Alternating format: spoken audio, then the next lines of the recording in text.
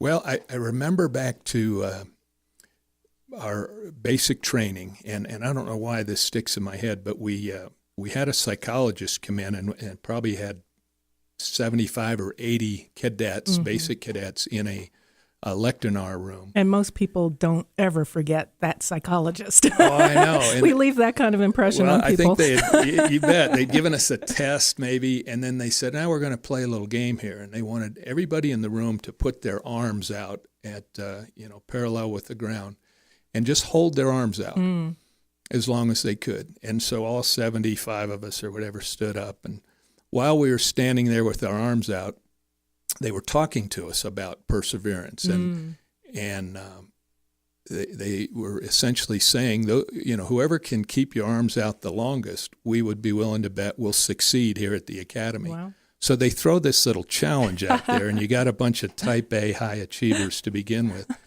But pretty soon you saw people thinking, this is stupid, and so they put their hands down. They were clearly strong enough and fit enough where they could have. And I remember just being a boneheaded young 18-year-old, I said, I'm going to keep my arms out here until they make me put them down. And I did. And I don't know if it was 10 or 12 or 15 minutes or whatever. But I watched others just say, I'm not going to do this anymore. This is silly. But there was something to that. There's a message. And so sometimes you hang in there long enough.